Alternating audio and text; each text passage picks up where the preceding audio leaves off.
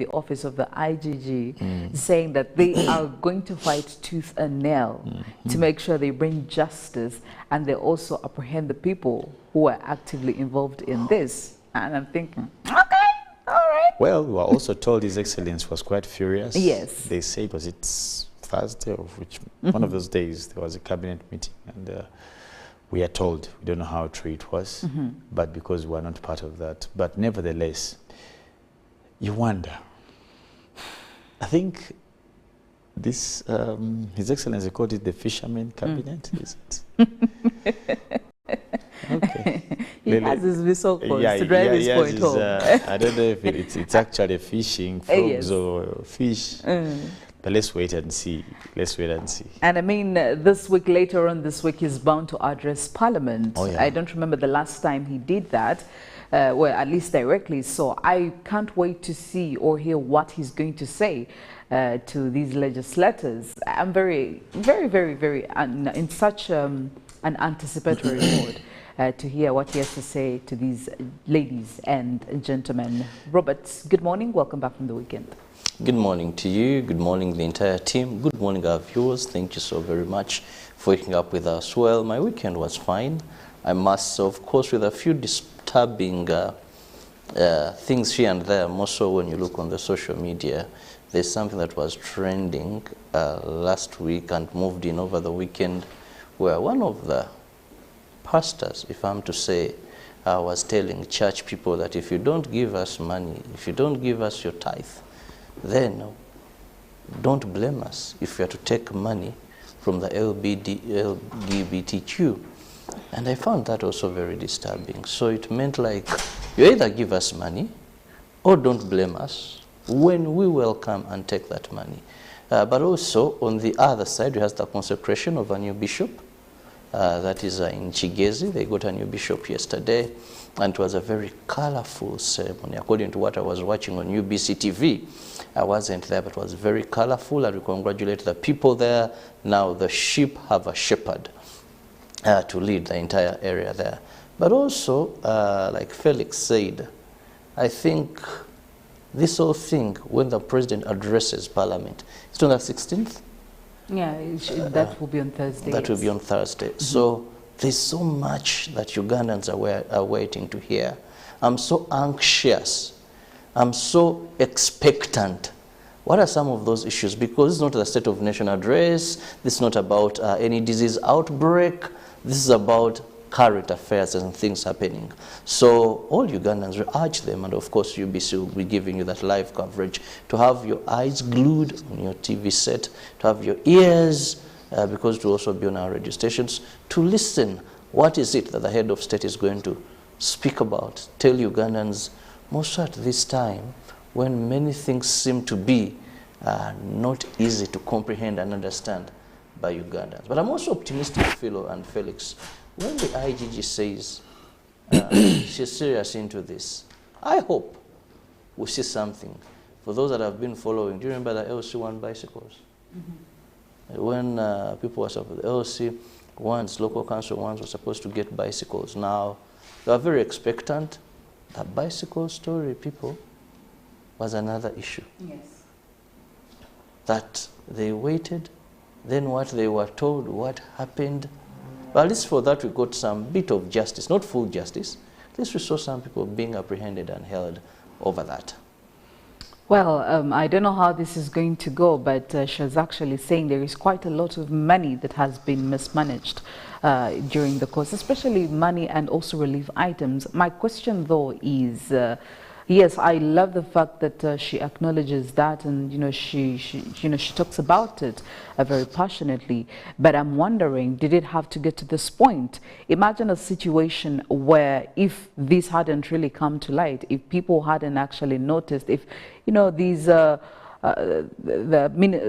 MPs that do represent the Karamoja sub-region in that committee in Parliament hadn't been quite vocal about this and very mad and angry, would things have been happening still under the carpet over there without her knowing? So really, there are very many questions from many Ugandans, and I can assure you that we are all waiting to see how this is going to go. And then, you know, probably justice should come to play. But also, you are talking about, Robert, you're talking about Parliament. There are very many issues that have been happening in this Parliament, quite a lot. In fact, if we did ask the public what they would love to hear or what the president has to say or has to address, or what they would love for the president to address to this Parliament, I can tell you the list would go on and on and on and on. You know, we are having censures, we are having mismanagement of funds in there, we are having quite a whole lot of things. So I don't know how that's going to go down, but Thursday, indeed, we do urge you to make sure that you follow up on that address where His Excellency, the President of Uganda, will be talking to these members of Parliament to see what they have to say. I'm pretty sure questions will be asked and obviously answers will be expected.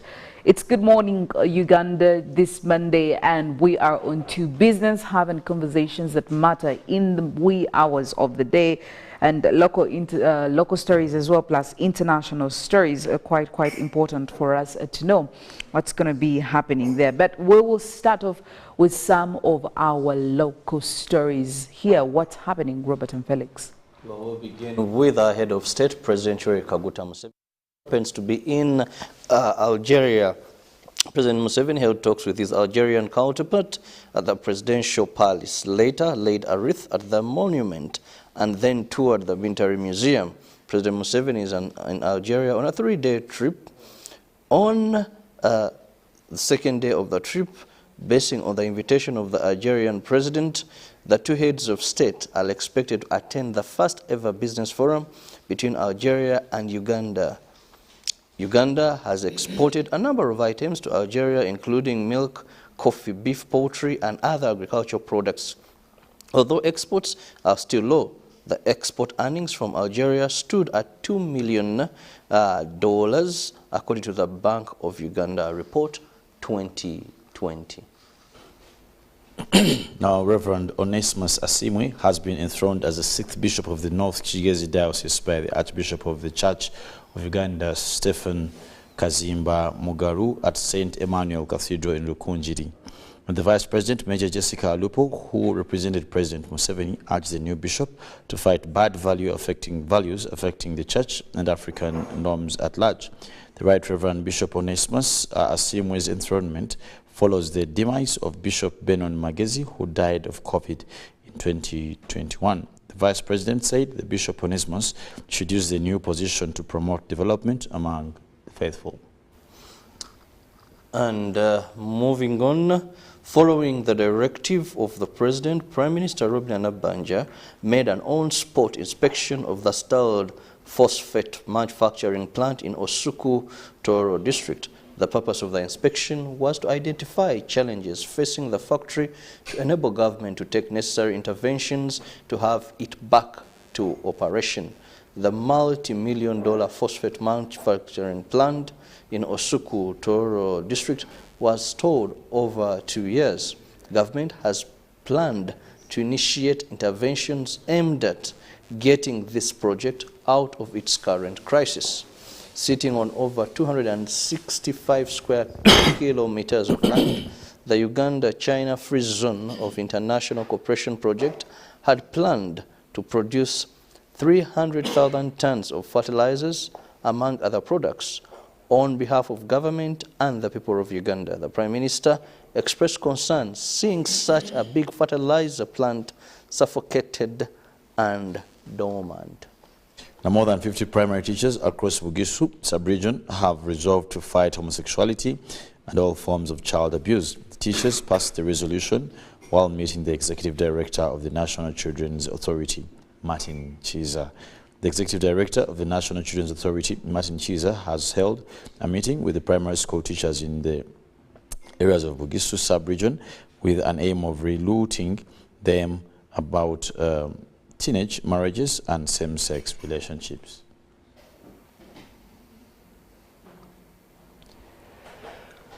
Well, away from that and transitioning to some of the international stories, North Korea has fired 2 strategic cruise missiles from a submarine in a show of force just hours before the United States and South Korea began their largest joint military exercises in 5 years.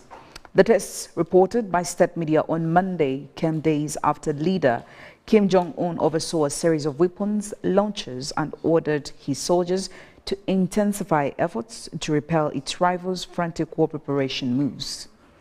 The official Korean Central News Agency said the missile launches showed Pyongyang's resolve to respond with overwhelming powerful forces to so-called military maneuvers by the U.S. imperialists and the South Korean puppet forces. KCNA also implied that North Korea aims to arm the cruise missiles tested with nuclear warheads. Pyongyang views military exercises between the U.S. and South Korea as rehearsals for invasion and argues its nuclear weapons and missile programs are necessary for self-defense. Iran's foreign minister has signaled that an exchange of prisoners with the United States could happen soon after he said an initial agreement has been reached on the long-standing issue. However, a U.S. official dismissed the claims as false. We reached an agreement in the past few days, and if everything goes well on the American side, I think we will witness a prisoner exchange in the short term, Hossein Amir Abdullahian said in an interview with state television on Sunday. But later on Sunday, a spokesman for the White House National Security Council denied any agreement had been reached for the release of U.S. citizens held by Iran. Unfortunately, Iranian officials will not hesitate to make things up, and the latest cruel claim will cause more heartache for the families of Siamak Namazi, Ahmad Shargi, and Murad Tahbaz, according to the spokesperson, referring to 3 dual Iranian American citizens held in Iran. Back in Africa, 30 people are missing and 17 have been rescued in the central Mediterranean after the boat in which they were traveling from Libya capsized in bad weather, according to Italy's Coast Guard. Rescue operations were ongoing, supported by merchant ships and area support by the European Union's border agency Frontex, while 2 further merchant vessels were en route to the area, the Coast Guard said in a statement on Sunday. Earlier on Sunday, the Mediterranean Saving Humans charity had tweeted that according to several sources, the vessel traveling in the direction of Italy had capsized about 177 kilometers northwest of Benghazi. Alarm Phone, another charity which picks up calls from migrant vessels in distress, said on Twitter that it had first alerted authorities on Saturday, emphasizing that the boat, which was carrying 47 people, needed immediate rescue. Looking at weather and climate, leaders must heed the science and act immediately with the pace and scale necessary to decarbonize their economies in time. While the world population reached 8 billion on November 15, 2022, according to the United Nations, nearly 3.6 billion people are now climate vulnerable. It is in this context that one should analyze the news that the Intergovernmental Panel on Climate Change IPCC synthesis report under the 6th assessment cycle will be released on March 20th following negotiations this week by governments on the summary for policymakers. The report will gather and distill scientific evidence from the IPCC working group reports and special reports published between 2018 and 2022. It will be the last such report from the IPCC in this cycle until further reports are published on the next assessment cycle, which could be only in 2027 or 2028. Well, that's some of the briefs you could get in our local news and also international stories, but there is still quite a lot that is making round and also bound. Speaking of still more, we do have dailies carrying you quite a number of stories that you need to look out for at the start of this week, the New Vision and the Daily Monitor. Felix, what's going down in the Daily Monitor? Now, Queen reveals life and twins with Kabaka. Okay. Uganda Kingdom Queen makes the revelation. in her soon-to-be-released autobiography titled The Nabagereka of Uganda, Queen Sylvia Najinda Biswata. Now, Museveni asks church to fight homosexuality, or rather, Museveni asks church to fight immorality, pardon me, and Angola now sends troops to DR Congo, but also, I will serve people until I die. What Afide says is why your testosterone levels matter as well. And Basongora protest land over grabbing there, and as well schools head speak out on lesbianism. And moving away from that to the New Vision big story, Karuma Power Dam test successful. Each turbine to produce 100 megawatts, making it about 600. Uganda, Algeria signed several pacts, and over there in the picture, seeing President Yoweri Museveni being received by his Algerian counterpart, that is Abdel Majid Tebboune, as he arrived for the 3-day state visit. This was happening on a Saturday, and the two countries signed pacts in energy, tourism, agriculture, and education, among other sectors. The hope and prayer here is that we can see fruits out of these signings.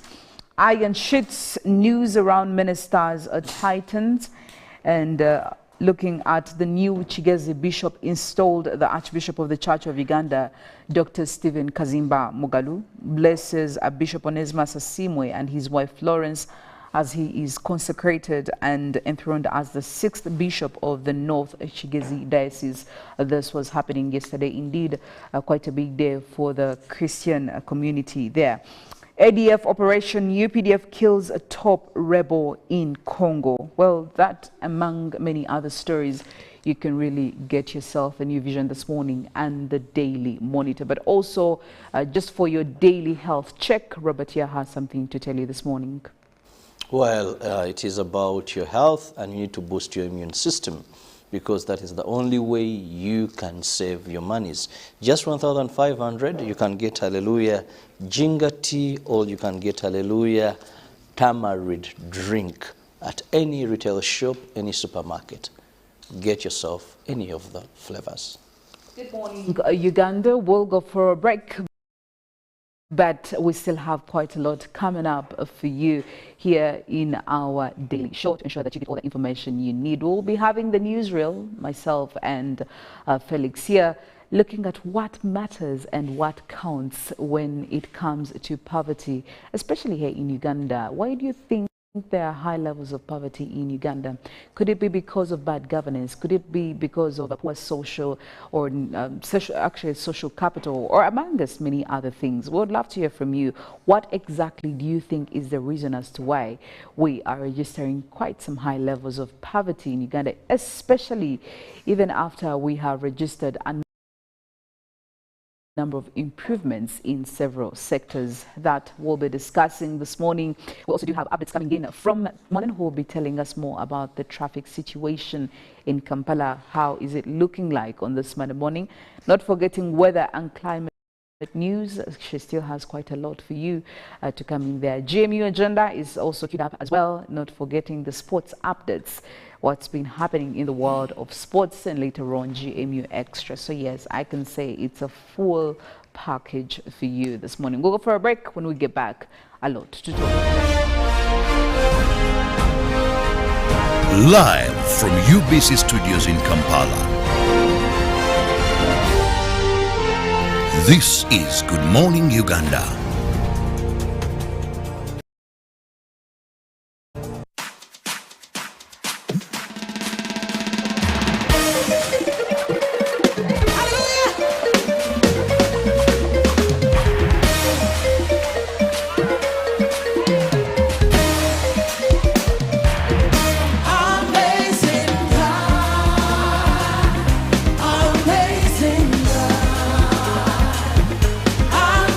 Amazing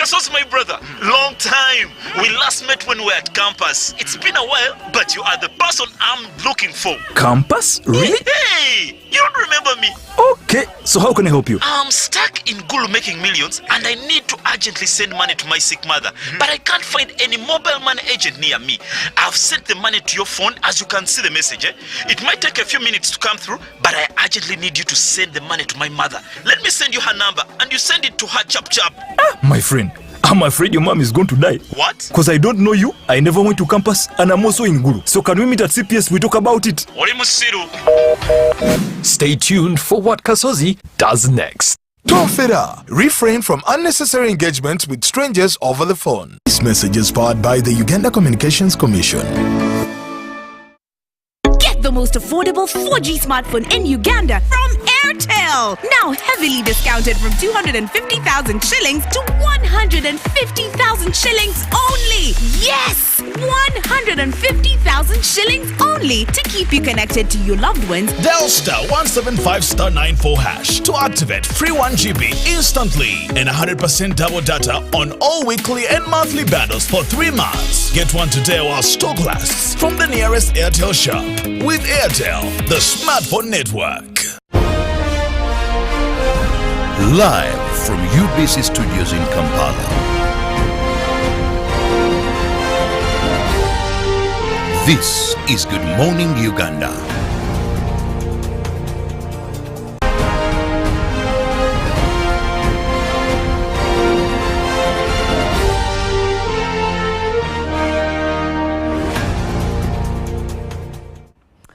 Good morning, Uganda. 1 minute past 7 a.m., 13th of March 2023. My name is Philomena Masco with Felix Nkonda. Well, starting off the newsreel for this week, quite a lot to talk about. Today's topic specifically interests me because it's something that we can all relate to, and probably it ponders upon what we have tried to have conversations about, quite open and engaging conversations, and the same trend continues. Today, we would love to hear from you. Ever wondered why Uganda would still be considered to be a poor country? Why we would be probably considered to be getting poorer by the minute, even when we have made strides when it comes to certain sectors, or at least when we have taken quite some serious strategies to ensure that we pull ourselves out of this bracket and trying to see that we make progress. Why am I saying what I'm saying? Overall, Ugandans right now are better off today than they were about 10 years ago. This is according to a report published by the Legatum Institute, a London-based think tank. Now, on specifics, however, many Ugandans are far worse off than they were back then. So we are seeing a bracket of people moving forward, and we are seeing another bracket of people being held back or being quite stagnant, or even making steps backwards. And according to the report, Ugandans have better living conditions, health and education. Now, on the economic front, they enjoy better infrastructure and even access to markets and an improved investment environment. But when we look at the other side of the coin, although they enjoy better safety and security, today Ugandans are actually enduring a poorer level of governance and reduced personal freedom and social capital. Based on this report, these worst indicators are the reasons why Ugandans are poor. And I would love for us to have a conversation around these aspects when it comes to a country, when it comes to some of the indicators we probably look at to consider a country making progress economically or not. Why would we look at these three things? What kind of impact do they have on an economic status of a country like Uganda? We are looking at social capital, we are looking at personal freedom, and also looking at governance, good governance or bad governance. And yes, you can be part of these conversations and tell us some of the contributions of these three aspects: governance, personal freedom, and social capital. How do they contribute to the economic status of a country like ours? And probably just to start off with bad governance, I know that And Felix, over here, every day you're preaching the gospel about governance, how it would really, really do a number on a country's economic forum, political forum, even social forum. So probably we could take the conversation from that, and maybe by starting, what is governance? What is good governance? What is bad governance? What do they mean when they say bad governance or good governance dominates this country? Well, Philomena, you did give the right context of what brings into discussion the level or the stature of people in terms of economic standings. Your direct question in relation to governance. Now, if you want me to give you, I'll give you twofolds: academic definition and probably also general one. But we'll start with the general one for purposes of our viewers, that you're looking at governance as being a mode or a style of running today, day to day, in the systems that may engulf aspects like finances, policy, decision making, memorandums, associations, just to mention but a few, that these, all of them, will determine the status of the people of a given society. It's basically being on top of the chain that determines the welfare of a particular society. Governance engulfs in all aspects of society. As I did tell you, it engulfs in the laws of the time, of the regime, policies, what you choose to associate the society with and not. That's why that governance, if you want me to bring it closer to you, it will manifest in aspects of politics called manifesto. Oh, okay. Yeah, political parties will exhibit their sense or their ideal governance style in a manifesto. It's a manifestation of how they intend to govern. Now, a manifesto, you will find that its composure is about 90% not political.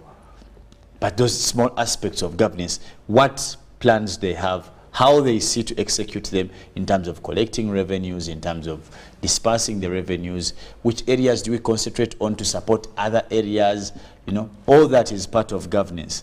That's why countries that have a better governance setup have even projected aspects of governance. For example, in Uganda, even constitutionally, you see things like national objectives. Yes.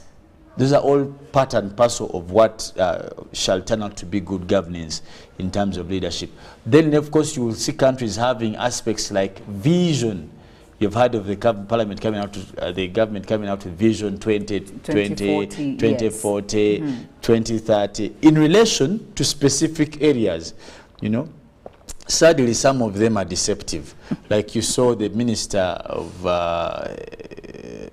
Finance at some point told us by 2023, every household will be earning about 2. Well, it went back from 2021, so, I think. Some of the projections, the projections in terms of governance are unrealistic. Yes.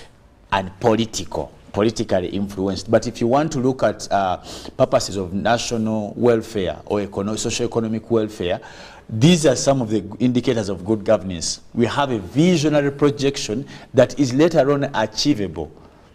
So, in a nutshell, governance, in terms of your question, is that will, plan, visionary, that is given in anticipation of being executed by a particular regime for a particular society, having understood the challenges, problems, and the abilities of that society. Because it would be as good as useless if the projections are made without true knowledge of how much society do. Yes. That's what brings the challenges we are going to discuss of now, the poverty. The poverty.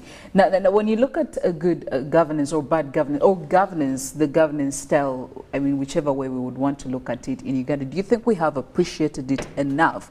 Or maybe we haven't, and that is why we are probably seeing still Ugandans being considered to, grow poorer by the minute. Even when we are progressing, you see, we are taking steps in front, but also taking steps backwards. I don't even know what would term that economically, but do you think that is our biggest problem, looking at Uganda here specifically? I think we are struggling with what we call a socio-economic imbalance. Now, when you have such a syndrome as a government, first and foremost, or as a society, let's not put it now as a society, it is catalyzed by many factors that you must accept are common in Uganda.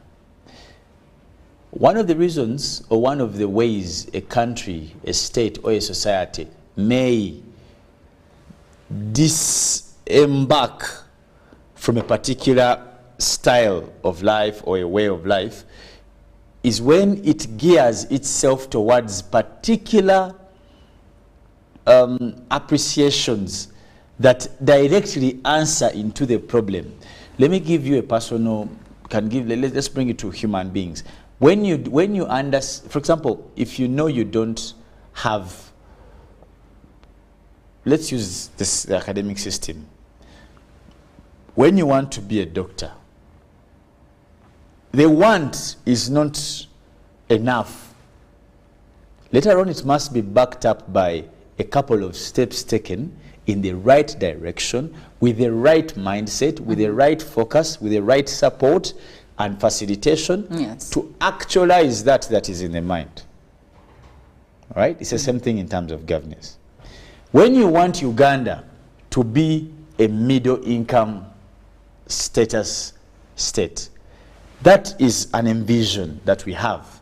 But what do you do to activate that is in the mind of governance now, or the government? What people, now in this case we have the government, which later on they execute governance. In the mind of government, what do you do when you understand that you want your country to move from one place to another? Yes. Now, you must take time and address what are the influencing factors to cause this change from this place to this place. Amongst all the things you're supposed to do, I can break out a couple of them in relation to what is causing that failure to shift from Ugandans from one place to another. One, we have the vision, you we have all of these things set out here. Yes. You know where you want to be, but you cannot get there. One, the most, in my opinion, the most challenging evident factor is the resource imbalance. When you come and say that the national resources, and I want to be specific about national resources, how are available? Because this is what determines, for example, if you told me, Philomena, I want to be a doctor, how the resources are available, or they are there. Yes. But how available are they? When you want to go to school, can you get the money? Can you access? The imbalance of resources, sector imbalance, let's look at it at a national level. That some sectors are well funded, yet others actually still lagging behind when it comes to funding. Now, the question is, what informs the priority of availing which sector with what? Yes.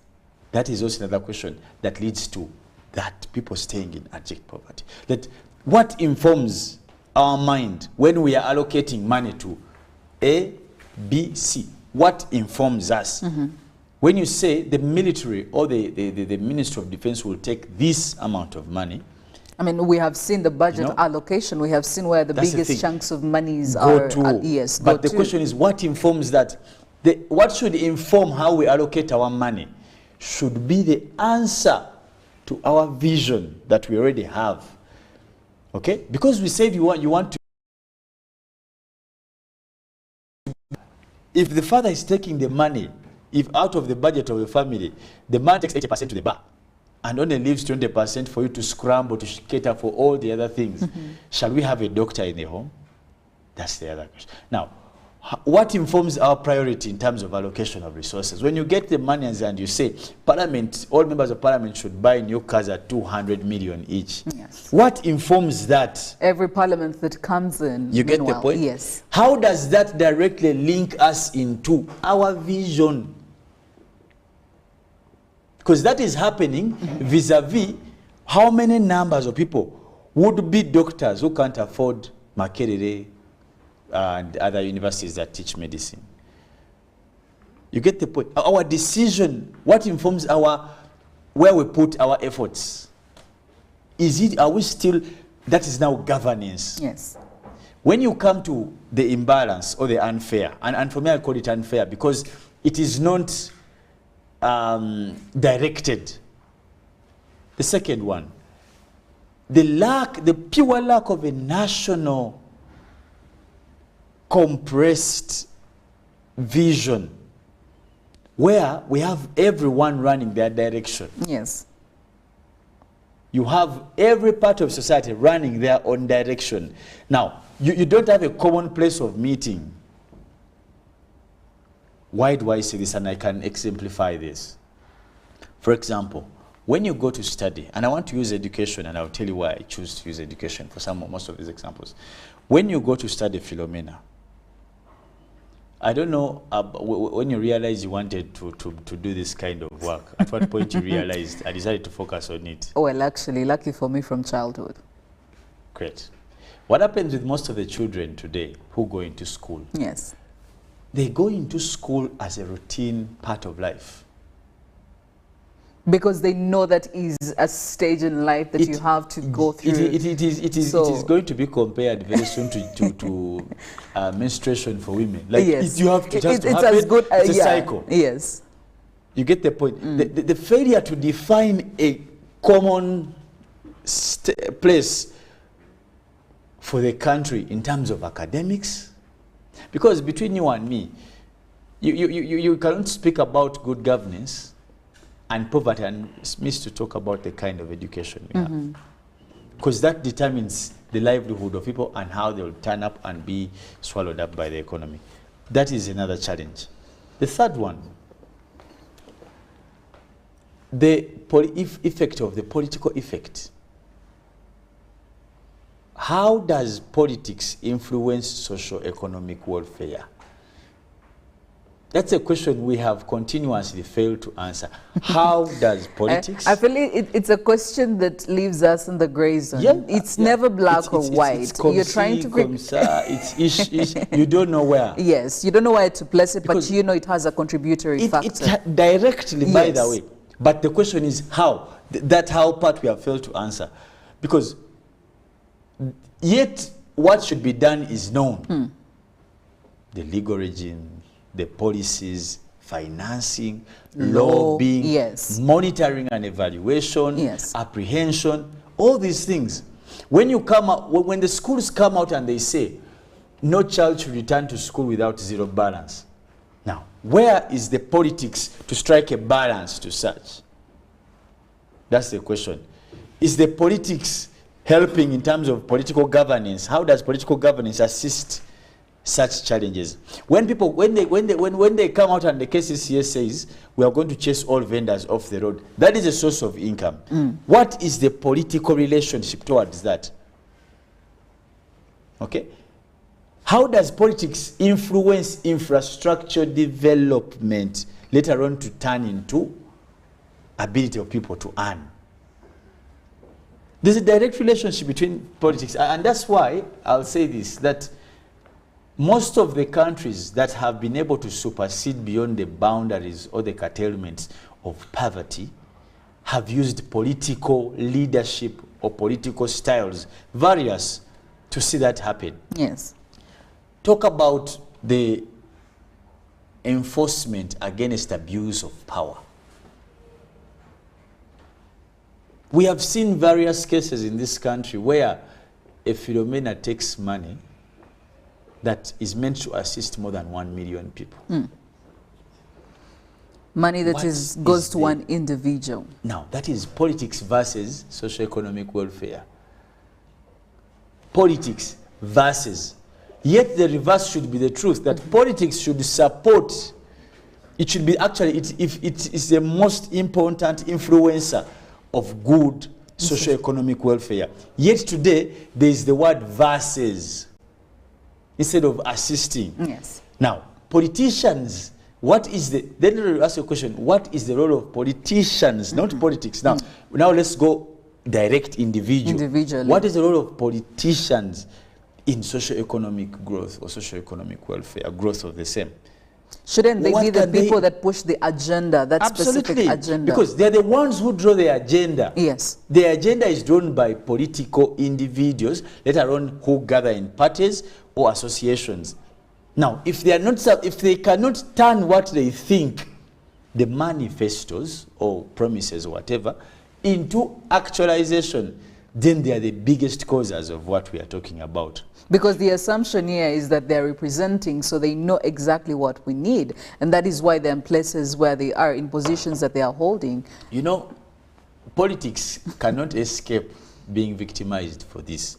Because the existence of a contract between us and the political leaders gives them the mandate to make determination of how good or how bad policies will be, laws, whatever they, for us to have a good life. Yes. I'll tell you why. When you drive your car, and after 2 weeks you have to go to a garage because of bad roads, which is now a commonality in this city. Like we have to avoid some places, you know. You see, where Sapolo Kagwa, I saw quit that one. Then you have to probably pass, then you go to Nakurabi. You say, where? Rubaga Road? I'm not. Now, because you're going to be affected with time, resources, and probably very many other things. And the money you're spending in garages. These look like small things, but poor infrastructure. Yes. The money you would have, and someone will tell you, you're talking because you have a car. But how is that a problem? Is that now a crime? Having the car. That's the thing. Now, but there you are see, it's many also things. not as smooth as you would actually expect. No, it's not. Yes. When you look at the fuel prices, and secondly, some people drive cars not because it's a luxury, because it's purpose of insecurity. How many people have been beaten in the mornings or in the nights when they are going back home from work on this kind? So all these things later on have affected and brought more poverty. Like, look at the feeding, nutrition, knowledge, exposure, hospitals, healthcare. How, on average, when you get sick, Philomena, how much do you spend on healthcare?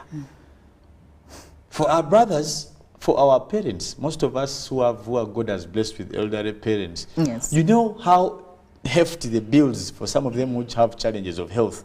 You know, as you grow old, sometimes these things kick in. You have diabetes, pressure, cancer, what. Do you know how much you're spending?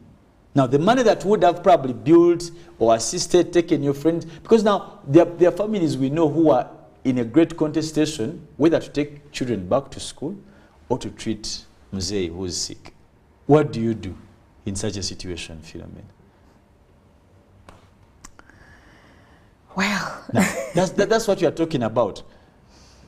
That how able are people, how quick can they access medical health? Yes. At what cost? You talk about the national hospitals, but let's be honest. If you've been to those places, you know what we are talking about. I mean, we've had quite a number of complaints coming in, especially Have you been from to this. have you heard of the stories at the Cancer Institute lately? It's bad. It's really My bad. dear, my dear. You know, and these are people who are now being put out of the production chain.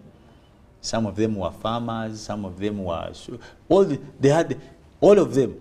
Where are they now? They're in somewhere in a tent. Like, we need to, you see, social welfare is a chained aspect. Once people can access good education, it means that they are going to reduce the dependency rate. Once people can get good health care, it means they are able to be productive in the production chain. Once people can access the best qualities of infrastructure, they save time, they save money, all these things. And these are the basic things that a country needs to shift. Poverty, later on, cannot be fought. You see, sometimes people want to make it look like they should give people money to deal with poverty. Yes. Yeah, we are giving this, we are giving this. But the question is that, is money the answer? Once you give, you see, the answer, as you put it, to this sort of thing is pushing more people to be part of the production chain. That's the answer. Philomena, it's useless for you to have a lot of money and no one benefits from that money. It's not part of our cycle. You must be, you must like push the layman as many says, Ugandans. the money has to be in circulation. It has to be. It has to be in And that circulation. You means can't hold you it people to with the 1%. money must be part of these circulations. For example, production. It means you're going to buy from someone and also sell to someone. Somebody else. You get the point? Like, to complete the cycle. But we have very less people into the production chain or the consumer chain. The people, because if you, Philomena, you cannot, like, all you can do is consume. You're useless. Because you're ending. Many people in Uganda at the end of the of the chain, and that's useless. Because you can't be just buying bread every morning. Bread, sugar, bread, sugar, bread, sugar. Like, you must be also having something to sell. As you buy bread and sugar, take cassava to the garden, to the markets also. As you come and buy soap and what, in the evening also, take something to the road. You know, be part of, the more you push, and this is the biggest solution for poverty, push more people into the chain of production. You cannot limit it to only a specific group of individuals. No, no, no, no. Well, it's Good Morning Uganda Newsreel. We are looking at economic progress. How does governance affect economic standards? But also go ahead and tell us, what do you think are the main reasons that are accounting to a section of Ugandans growing poorer by the minute, despite the fact that, yes, we have made progress, comparing ourselves right now to where we are maybe 20 years ago. Of course, changes have come here and there, but yes, we are still lagging behind, especially for a certain group of people, while another group is seeing a lot of changes and wins, I could say that. And according to this report that we are referring to, that was published by the Legatum Institute, a London-based think tank, they do believe that, yes, Uganda is making progress. It's making quite some long strides. However, many Ugandans are far worse off than they were back then, trying to get into some of those reasons. And they did mention three, looking at governance, looking at social capital, but also reduced personal freedom. And we're trying to see how these three aspects are related to social economic development of a country, and assessing Uganda as a country, how well we have done on those three aspects. Where do we need to put in our efforts? Have we appreciated the relevance of these three aspects and try to make sure that we implement them in the visions we have as a country, in the objectives we have as a country? Well, speaking of having conversations, I do have feedback from Derek here, who says, I think lack of self-esteem is one of the major causes of poverty among Ugandans. We always lower and limit ourselves, even on things we can do, leaving gaps for foreigners, and we end up being employed by them. If we want to fight poverty, the first step to take is believing in ourselves each, that we can prosper in everything we can start. However, there are other factors like illiteracy, ignorance, government policies, etc., but those should be secondary, in my opinion. He believes if we actually have the faith in ourselves that we can do this, the other things can come in to support that. Looking at, foreign policy can support. People already know we have the ability to do that, but we just don't have probably support in terms of funds, in terms of any other facilitation that we may need. So he believes that self-esteem problem for the Ugandans. But away from that, getting to another aspect, we did look at governance, Felix. But here's one thing that I also really would love to know when it comes to reduced personal freedom. Now, based on the report, Ugandans are not as prosperous as they could be because the government has focused on improving economy and social services. But this, while limiting personal freedom, and the result of this has been bad governance. Now, looking at personal freedom, where is the intersection between personal freedom and poverty of a country? How does the other affect the other? Well, one of the you see, personal freedoms again will depend on the position of the society. Now, freedoms in the sense of being given the articulacy and the boundaries to perform with whichever you can, what you can. In Uganda, we have tried to practice that, something you want to call laissez-faire economy, where people are free to make practice of economic styles as they see them. Yes. Now, that is a mode that is appreciated, but also very challenging. Why? When you don't give direction to economic discussions and economic practices, you stand a hefty approach of poor taxation policies, 1. 2, you stand a lot of fraud, you stand a lot of fake penetration of your goods, like what we see in Uganda. You stand extortion, you know, all these counterfeits, low quality. When you look at open and free economic practices in terms of that, it comes with all that. Now, yet that shouldn't be the true definition of what you want to call freedom in terms of economic practices. We must focus on putting in place what we call a well-strategized boundary alongside these economic practices. You must be very definitive on how you want things to run, even if they are as free as possible.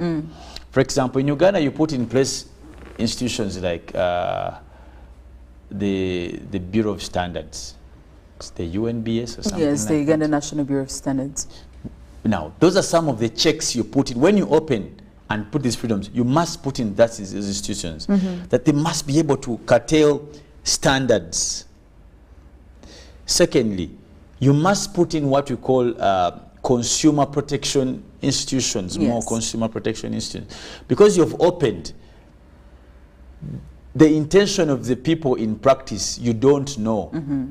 And because the market there's some smart chaps who have used some of these freedoms. Extort. And that's why in this country, yes, you go, excuse me, in the line of shops, and you find Philomena is selling sugar at say 1,500. The next store is selling at 2,500. The third one is selling at 5,000. Like, and you ask the people, where do you buy your sugar? Where do you buy? You get I think you've faced that kind of thing. Yes, I have. These people are saying this is fuel. Standardization is key if you choose to open up. One petrol station is saying 5,500 and is saying 4,900. Yes. Like, the difference is quite it's really big. It's crazy. Yes. But it happens. And no one seems to bother. Now, once you choose to open up, you must follow up. Because this person selling fuel at 4,000 shillings vis-a-vis and selling 5,500 on Agajawa. What's the cost of operation for this person? Yes. Now that's where they should be helping us. Also the quality absolutely. Now that will answer that. Commodity, yes. You find that this one is saying no, but probably liter is not tewera. Like, you don't get the actual, in terms of quantity, there's a challenge. Yes. Now all these things come with, when you open up, people yearn to get, I won't say rich, but to get much, to exploit the consumers, because you've put in a free or a freedomized approach to economic.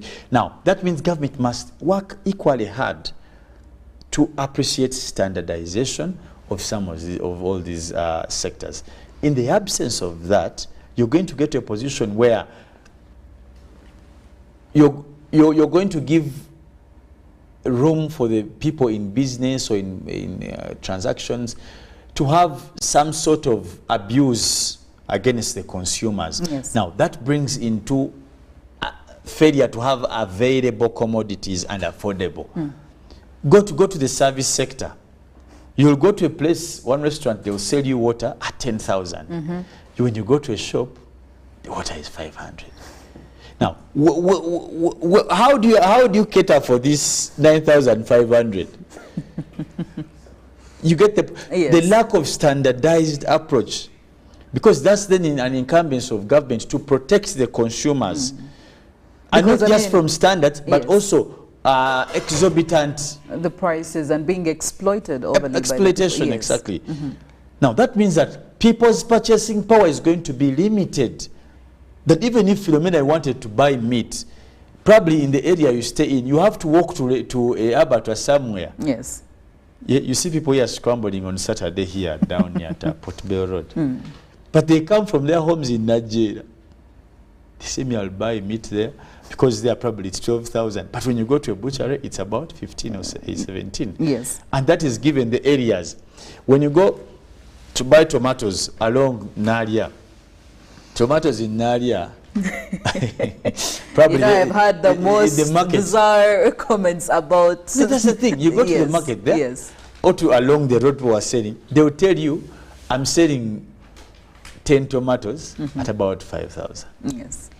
Now, the same route as you go there, Karere, you may buy, with 10,000, you may buy a bucket. You may buy a bucket. In another place, you find that you get probably 10 tomatoes or 2,000 again. That's the thing. Now, the imbalance is brought in by that's what you want to call the freedom. But then that should be checked.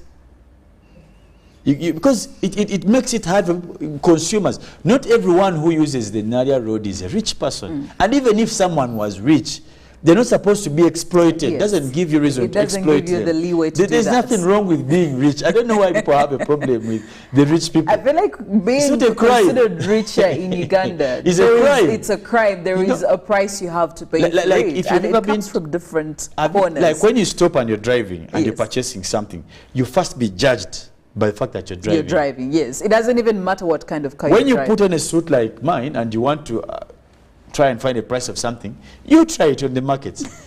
the barrel of Irish potatoes of 10,000, they will tell you 15 or 20.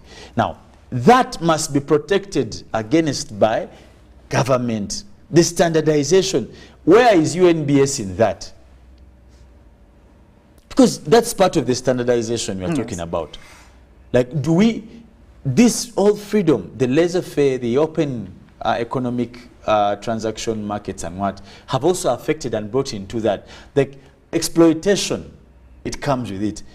And that, in of course, affects how people spend their money and how they can access services and not. Look at hospitals. You remember in times of COVID? People had bills of 400 million? Yes. For 3 days? And they still happen today. Let me tell you, the hardest thing today in Uganda is to be a parent with kids. Kids always have coughs and what. They're very susceptible. Do you know how many people have turned to our herbal? Not because some of them want, first because these herbals probably work faster, and there are no things like consultation. Yes. You go to a child's hospital, the consultation is 100,000. Before even you say anything, the doctor is just going to tell you, your kid has red eyes, his tongue is white, and then you tell the kid, cough, cough, I hear. Have you heard the kid is coughing? Now, because he's coughing, jump, I see. The kid was jumping, and that's the consultation they'll give you. The kid is hot. I know all these things that you're telling me, but I'm supposed to pay 100,000 shillings for that.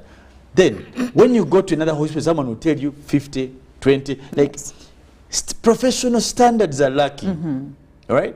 Now, and that comes to every part of society. Because you are pressing Philomena here, Philomena also pressed me from, like, everyone at the close opportunity they get to press the other.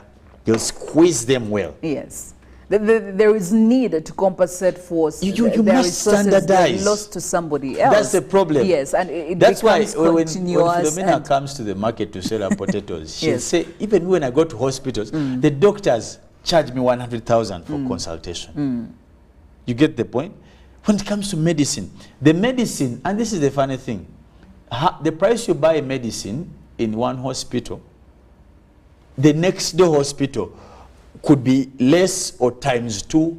Like, who's selling this medicine? Aren't you buying from the same place? Yes. Like, you need to, when a doctor is in Mulago, he's charging differently. When he's in Philomena Healthcare, he's charging differently.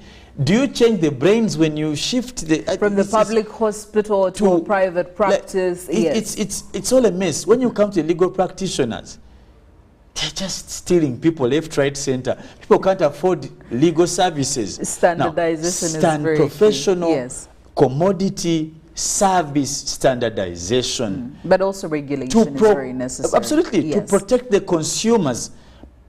Okay, and that's why you see people, previously you've seen people talking about basubuzi are rich people. How do you think so?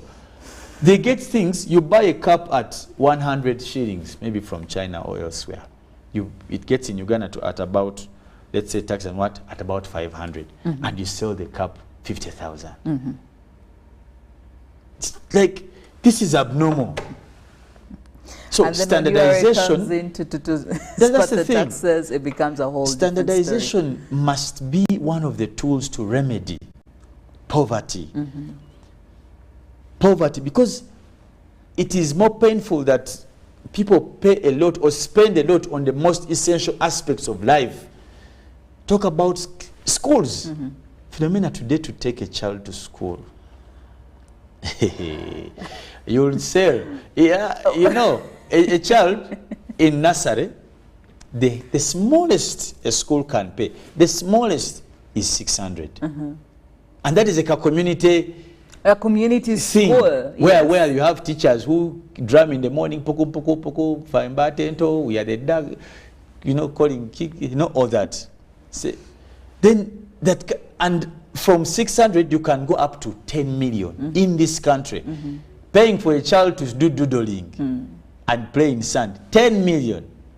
Come to primary. Now, those are all schools, and they share the same syllabus, because what they teach is the same in the one of 600 and the one of 10 million. The only difference, now, where is the standardization there? Come to primary, come to secondary, same thing. And what's more, when you come to these other parts, I think nursery you can save up, because every child, someone will tell you we have 20 swings, we have simanyi bimotoka, we have pistols for water pistol. Then you're like, okay. But when you come to primary, the requirements are known. Yes. The syllabus are known, unless someone is studying something that's known. But if you're studying something from Uganda, it is known. But why is one school saying, for me, you'll pay 1 million, the other one is saying you'll pay 10 million? And I mean, some people will actually pay it. Well, I do have a feedback coming in here. Just one more comment before we look into the papers. Somebody here, a viewer, says that I think the poverty issue has been well observed. Governance mostly has only looked at urban areas and forgotten people in the rural areas, because if you look at places like the West Nile, Karamoja, Kasese and parts of Masaka, people are poor, but in certain towns like Gulu, Kampala, Mbale, Mbara, you know, few ones very rich at this point. And for me personally, I believe this could be the problem. We are focusing more on the urban areas, leaving out the rural areas. But well, there is of course indeed of regional balance when it comes to allocation of resources, when it comes to development strategies and ideas and all of that. But Phil, if you let me just make one last comment. You see, let's not mistake buildings and cars as development. That conversation, I'm going to hold your thoughts. We'll continue with that conversation. For now, we'll look at the big stories in our papers. The citizen investment projects up more than 100, and looking at a pro-business approach that has worked. Security fears grip northern regions, and the CRDB 5 billion shillings Tanzanian shillings ICT funding for women, youth open for applications as well. The Daily Nation, public servants are set to lose parks. Norway, Ruto tells Raila on call to stop selection of electoral commissioners, and cities 250 million Kenyan shillings bus terminus that no one wants to use. And ministries 5.3 billion Kenyan shillings boast to pay junior secondary teachers. Well, grab yourself copies of the Daily Nation, the Citizen, the Daily Monitor, and the New Vision this morning. We'll go for a break. Mullen will be here to give you more on weather and climate. Good morning.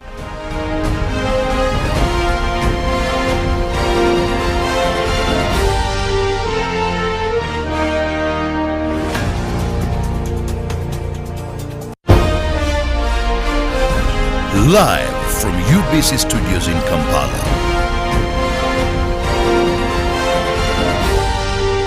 This is Good Morning Uganda. Hey!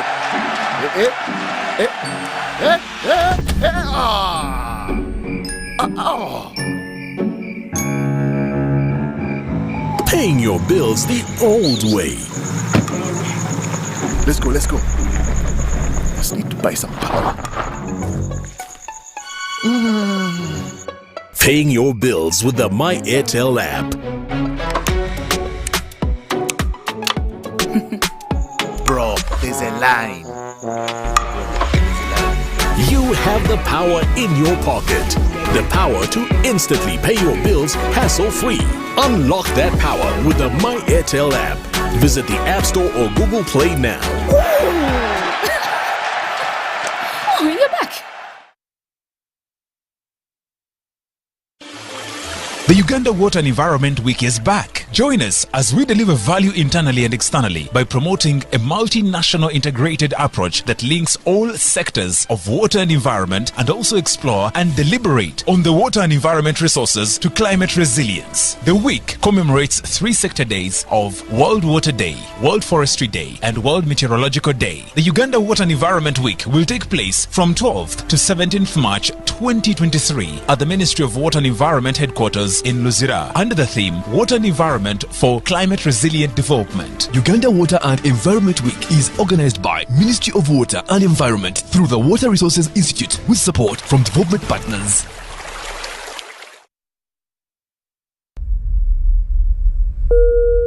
Ladies and gentlemen, this is your captain speaking. We're descending into Entebbe Airport. For those proceeding to Kampala City, the biggest event in East Africa is in town. That's right, the East African Business Expo 2023 is happening from the 23rd to the 26th of March at Kololo Grounds. Join us to network, connect, and grow. Contact us for exhibition or sponsorship opportunities. The 14th East African Procurement Forum and Business Expo 2023 is hosted by PPBA. Now sit back and relax. It's time to explore great business opportunities.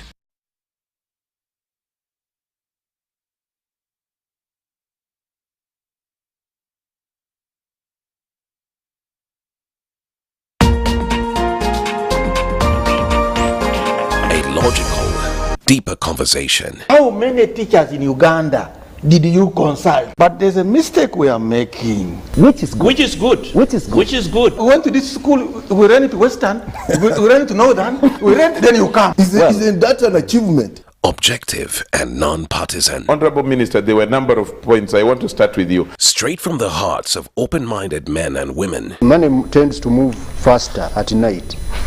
So when people are not counting, don't take it for granted. Candid and authentic. Because Uganda is not Thailand. That's not correct, and we should stop that kind of mentality. So what I'm saying that's is a trick question. Don't answer. I'm not getting into that. I'm not getting into that. Tell him you speak Luo. I think that's where we are beginning to have a problem. I think what is going to kill the parish model are all the misconceptions on how it's supposed to run. I know that the Prime Minister is listening. Behind the headlines. Charles, let us agree. We liberalized the economy. We are several nations put it together. Why don't you appreciate that? What if it fails? I'm happy and he's a good lawyer because Amin is not in power. The Parish Development Committee is functional. It is there. That there is a parish chief, that the beneficiaries do exist. So we look at expenditure. We don't look at revenue. And that is the challenge we are giving them from Minister of Finance. Your fountain of new knowledge, flowing into the mass body of knowledge. First get the knowledge of Bukedia, how they want to be modernized. Every Wednesday, 10 p.m. on your public broadcaster. You return money to the treasury, which is meant for the people. UBC, inspiring Uganda.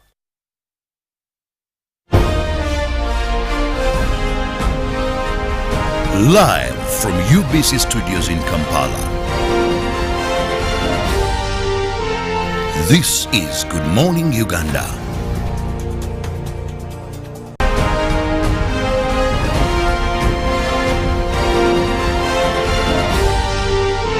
This is Good Morning Uganda.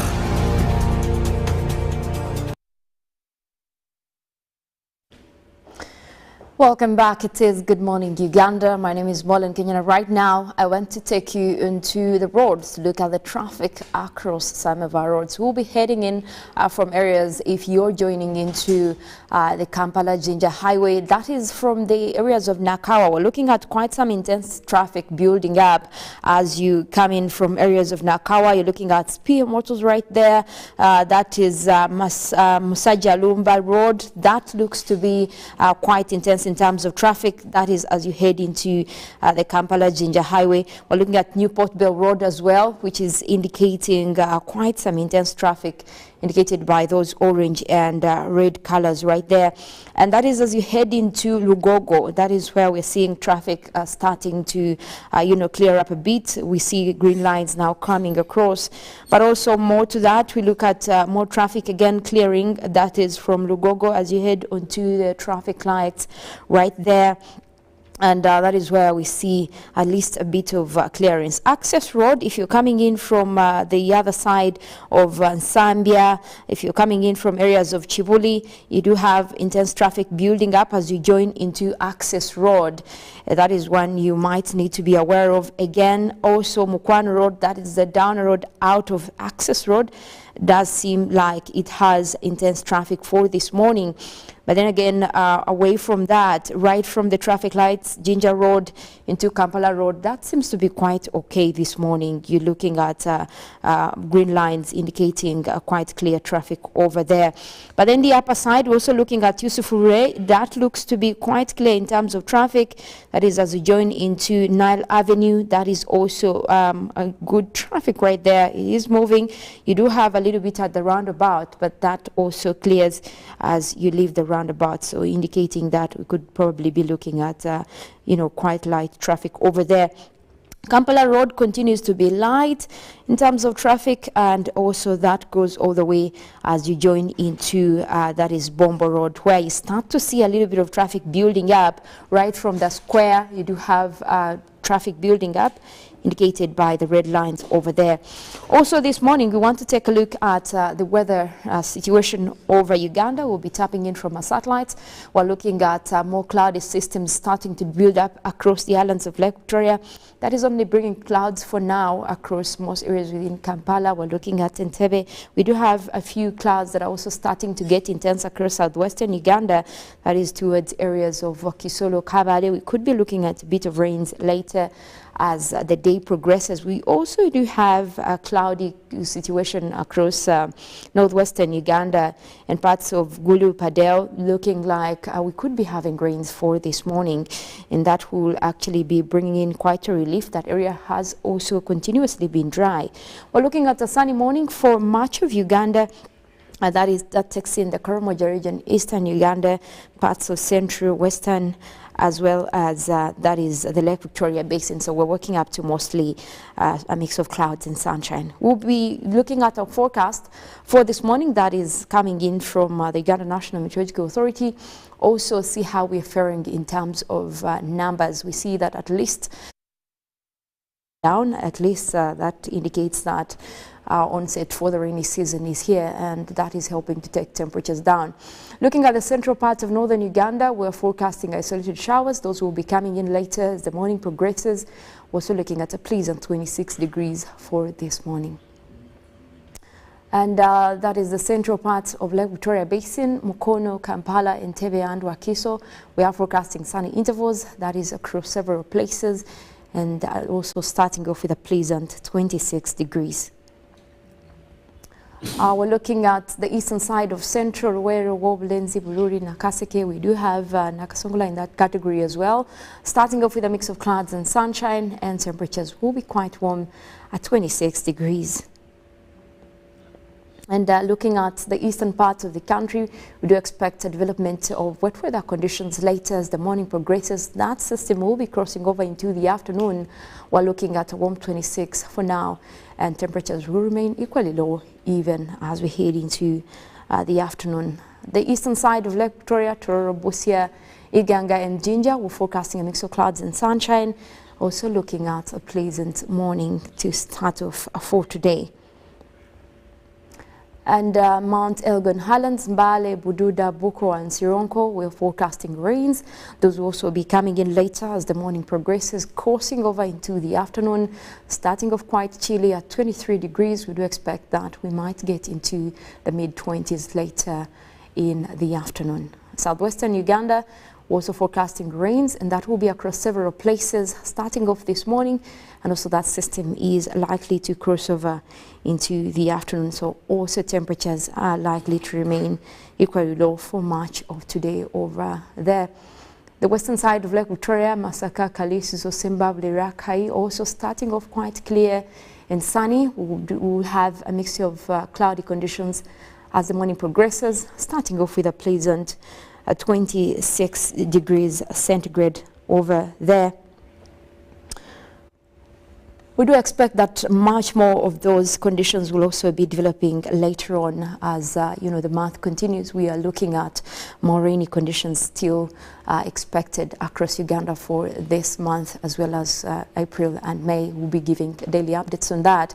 But also it looks like we still have situations with extreme weather events. News coming in from Peru.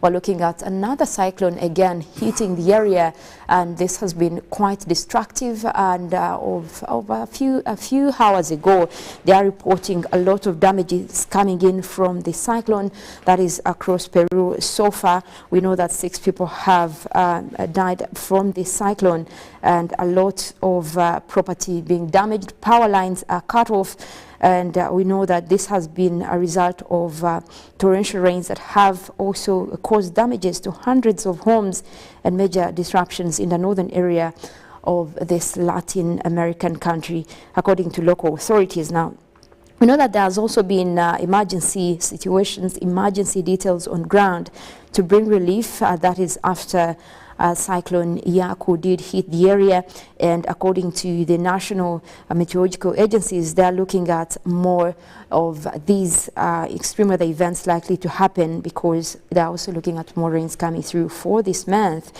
and also what is likely to continue in terms of extreme weather events. Now, they're also saying at least 58 people had been killed since the start of the rainy season. That was earlier, and that also, they didn't give specifications on how many casualties, but the number of deaths, at least, they are now going up to 58 when you look at so far what they have in terms of extreme weather, related disasters. And that's not just in Peru.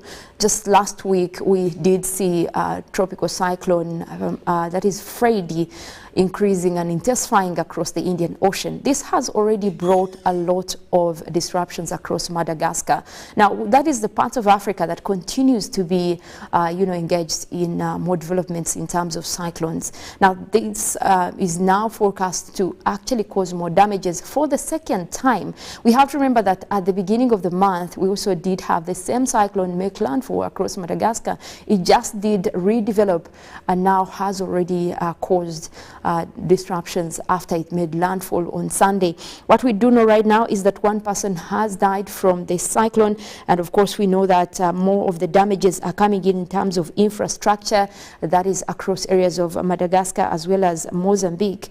And being the second time, we did see the first time it also had a lot of damages that were involved with Freddy, and we're still looking at how far Madagascar and areas that are around that is Mozambique also involved, have been handling the situation. We know that it's also a rainy season for much of the southern area that is close to areas of Mozambique, and much of that could actually be bringing in catastrophic events. And it's not just there, we're also looking at more of rainy conditions across Uganda, and most of that has so far been associated with extreme weather events. We did see a huge hailstorm across areas of Mbarara just over the weekend, and this also did bring in a lot of damages. That is, as we look at what we're expecting for this month, a hailstorm across the area, and this is what was indicated even recently as we're looking at the regional forecast. Much more of these are expected, and we do hope that communities are prepared, because we could be looking at much more of those events even coming across. Now, so far no damages in terms of in terms of human life, but we know that a lot of plantations were destroyed because of this hailstorm, and we continue to monitor the situation, especially in terms of people being taking on advice for this rainy season. We know that the rains are here. They will continue for much of that is the month of March, April and May, and people need to be vigilant, especially in terms of extreme weather events. Reinforce your roofing, make sure that you secure some of the loose buildings. We could have more stormy weather coming your way. Well, that is it in terms of weather updates for this morning. We do have Good Morning Uganda agenda that will be coming in right after this, and then we'll be going into sports later than that. We'll also be taking you through Good Morning Uganda Extra. My name is Molin Kenyana. I want to wish you a wonderful Monday.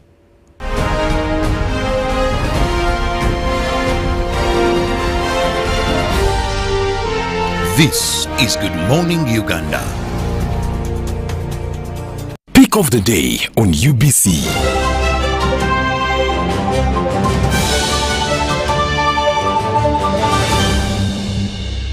Was brought to you by Gatawa with MTN Momo Advance. Momo Advance tops up your Momo to complete your transactions. Dial *165*5*3# to apply. MTN Momo Advance is always available when you need it. The Tales of Kasozi, brought to you by Uganda Communications Commission.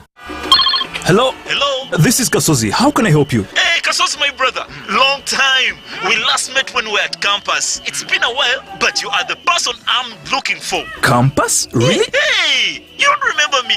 Okay, so how can I help you? I'm stuck in Gulu making millions, and I need to urgently send money to my sick mother. But I can't find any mobile money agent near me.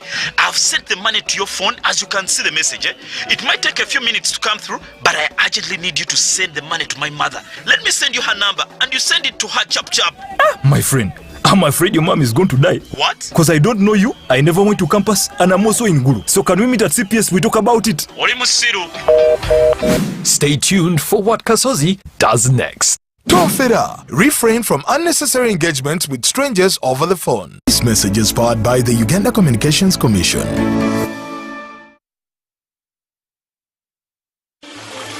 The Uganda Water and Environment Week is back. Join us as we deliver value internally and externally by promoting a multinational integrated approach that links all sectors of water and environment, and also explore and deliberate on the water and environment resources to climate resilience. The week commemorates 3 sector days of World Water Day, World Forestry Day, and World Meteorological Day. The Uganda Water and Environment Week will take place from 12th to 17th March 2023 at the Ministry of Water and Environment headquarters in Luzira, under the theme Water and Environment for Climate Resilient Development. Uganda Water and Environment Week is organized by Ministry of Water and Environment through the Water Resources Institute with support from development partners.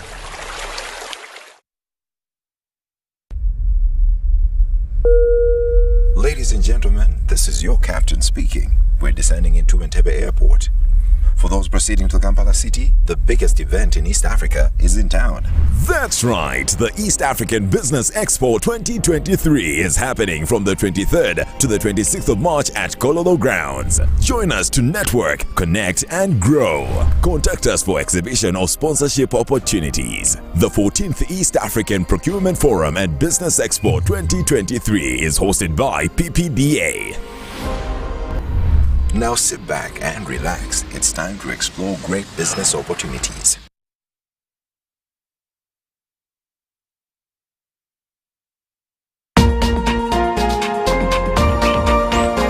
A logical, deeper conversation. How many teachers in Uganda did you consult? But there's a mistake we are making. Which is good? Which is good? Which is good? Which is good? We went to this school, we ran it to Western, we ran it to Northern, we ran, then you come. Isn't that an achievement? Objective and non-partisan. Honorable Minister, there were a number of points. I want to start with you. Straight from the hearts of open-minded men and women. Money tends to move faster at night.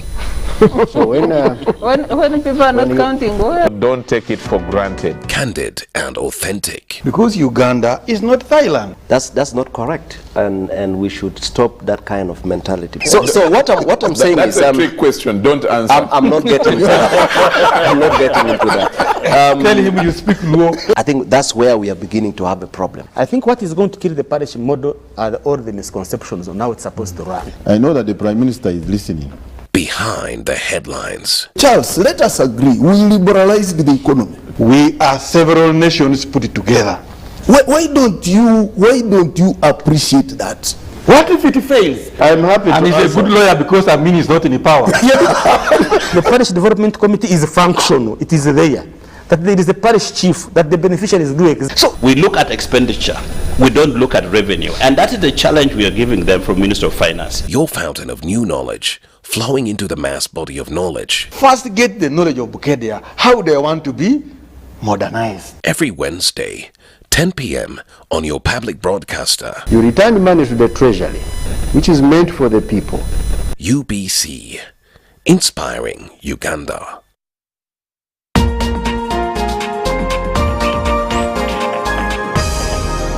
Uganda, the land of sunshine.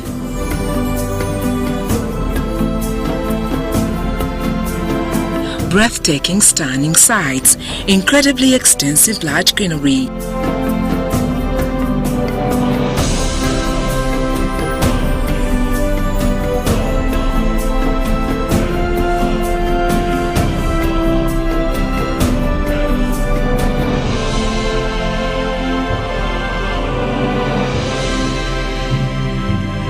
Variety of wild animals and bird species.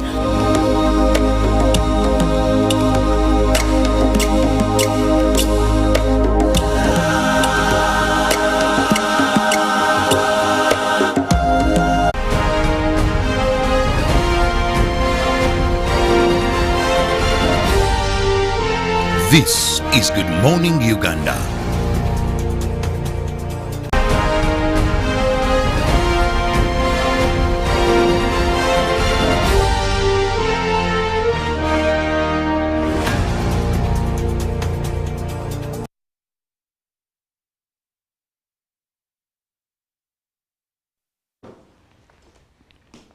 Good morning, Uganda. Welcome to the agenda this morning. 6 minutes past 8 a.m., 13th of March, 2023. My name is Philomena Masco.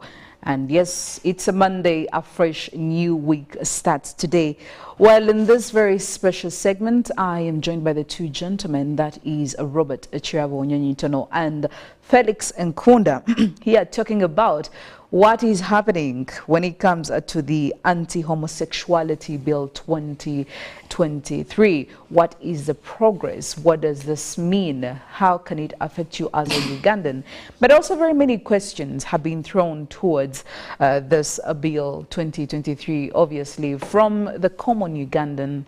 And there are very many concerns that have also been expressed, especially when it comes to the timing. How different is it to the one that we had back in 2013, rather 2014, that which was, of course, passed by the 9th Parliament and assented to by the President in 2014, although it was nullified because of a lack of quorum.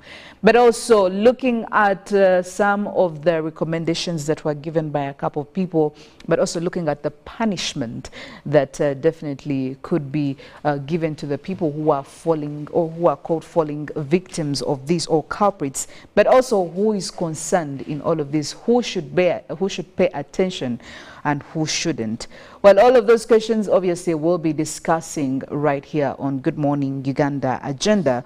But we also know that we can't talk about this bill without talking about the forerunner of it, that is the Bujiri Municipality Member of Parliament, Mr. Asman Basalira, who was granted leave to process this anti-homosexuality bill that would definitely prohibit, among many other things, same-sex relationships in Uganda.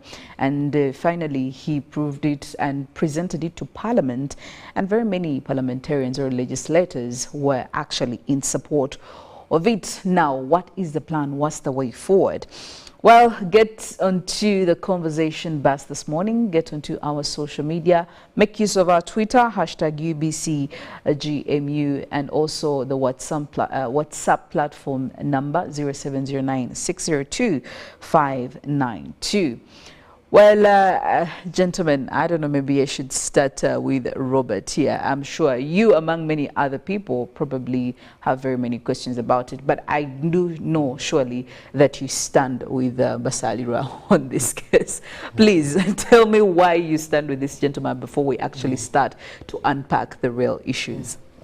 First, in a civilized society, there are laws.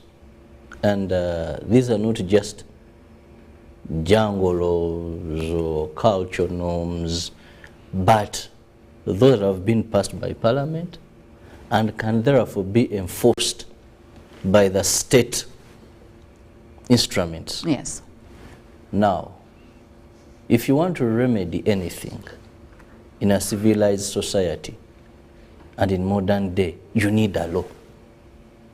That's why most of the times you've heard people say, in which law do you stand to fight this? Because absence of a law, you now remain with cultural norms, I think, things that are morally accepted or not accepted. Then sometimes you run to religion, things that are religiously accepted or not accepted. But all those can differ. I can be a born-again Christian, Felix, a Catholic, maybe you can be a Protestant. So, and another one, a Muslim. What is haram in Islam may not be haram for the Catholics. For them, a pig may not go closer. The other side will tell you, for us, a function minus pork is not a function. Christianity, what could be not welcome in the Christian faith, for example, polygamy. Yes. Felix will tell you that even you don't go for Holy Communion, where you're given Eucharist and something. You don't. If you're seen when you are a man in a church and you have more than one wife, you don't. Yet for the Muslims, it is okay. Culturally, what may be accepted in Uganda may not be in the north. But one thing that unifies us are the laws that are made by our parliament. Whether you are Catholic, apart from a few, maybe, where I think it is marriage and someone can opt for Muslim way of doing things and all that, if they are succumbing to that. So, when we talk about the LB, it is even becoming longer every day because now they even added a Q. Yes. Who knows if they will keep on adding and it will be a word. So, for us to remedy it as a country, we needed a law. Because more laws had worked, and to some level they had failed. Because we had seen, let me tell you this homosexuality thing, we may have woken up when it is almost too late for us. You had seen families, prominent families, very religious, but having children who are engaging in this. You had seen families, very culturally rooted, I don't want to mention, but rooted. Yes. So that means those two had failed. The penal code addressed but wasn't more specific to what, when you compare to the content that is in Asumani Basaira's proposal. And it had left out certain things like promotion, recruitment. It hadn't catered for that. And the fines, therefore.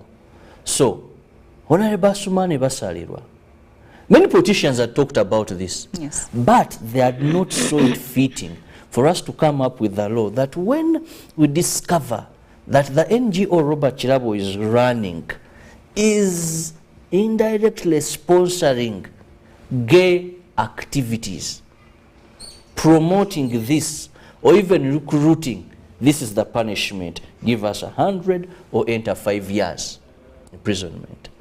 So, when we have a law, now we have a basis that we shall not have Kazimba, the right most reverend, head of the Anglican Church, saying for us we've quit because Canterbury, but then him saying that was not enough to apprehend anybody. It wasn't. Yes, if you say the Anglican Church for us we detest, who are you going to arrest under the Anglican Church for doing that if you don't have a law? It is not enough for the Katikiro of Uganda, maybe, I've not yet heard him on this issue, maybe he said somewhere else, to say for us as Uganda, no, it's not enough because you can't arrest someone because the Katikkiro said. So where does police get the mandate and other enforcing bodies is when you have a law in place that is clear that in Uganda we shall arrest anybody. But also, what are laws meant for? First, to guide society, to have law and order in place. But also, they are meant to ensure that they fight abnormalities in society, to ensure that people live harmoniously, people do what is generally accepted. Now, for Uganda's case, there are certain things that we see are abnormal in our setting. And one of them is people who conduct themselves and do certain things that we feel as Africans, that we feel as Ugandans. That is not our setting. That is not what we accept. Because for the Western world, they may accept that. That's why each country may have its laws basing on what they accept and they agree for. They agree to. So for us as Africans, for us as Ugandans, these are diverts. People who went from the right thing and they are going to the wrong path. Therefore, our society sees this as an evil, as a taboo, something we cannot accept. More so when we even look at the uncertainties that come out with this. So that's why I stand with Honorable Sumani Basalirwa, that we needed a law, and I hope and pray, and I want to emphasize this, Philo. I've heard information. I've heard the Honorable himself speaking. Yes. And saying, I'm afraid. Some people are saying we have our children in some countries. So, how do you expect us to go? Some are saying, you know, this bill you're moving with has financial implications to the earnings of our government. If you give a financial certificate, what it is going to bring this? Others are saying, when we retire, we are going in the NGO world. You know, we need a safe learning after politics. Yes. So it is complicated, but I hope and pray it sees the light of day. We don't have these technical ways, lack of you know, Felix, being the legal mind we have here, one thing I've learned with the law, it is something very difficult.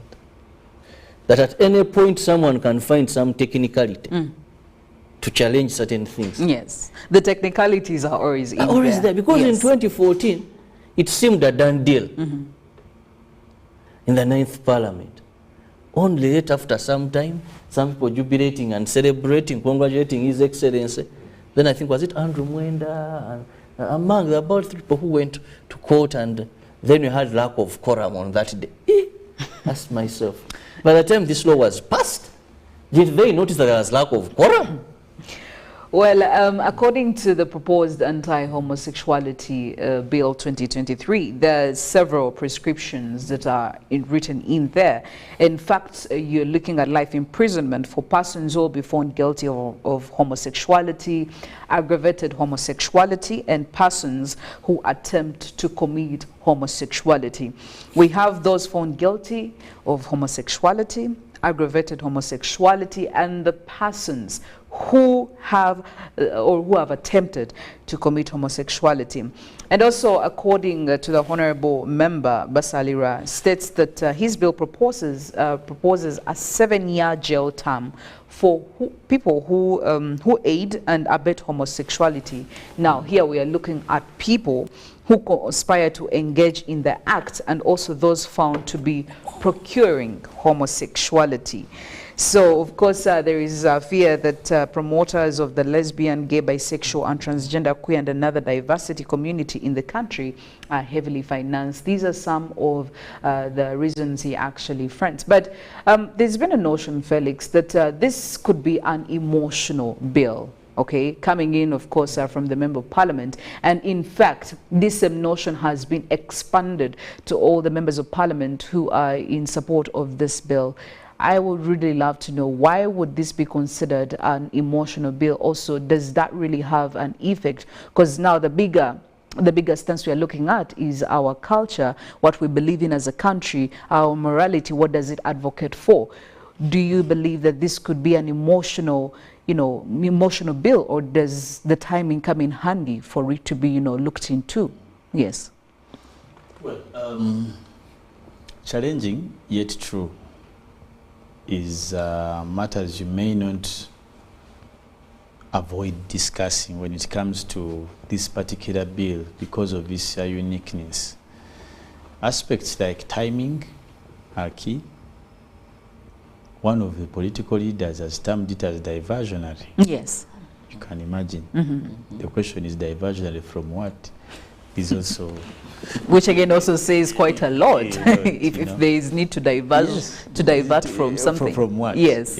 Where has the focus been for you to say we are diverting? That's one. Two, the frontier of the bill. Should it have been a private member's bill? Those are some of the questions that answer what you're asking. Should it have been basarirwa? Why not have gotten an adoption from cabinet?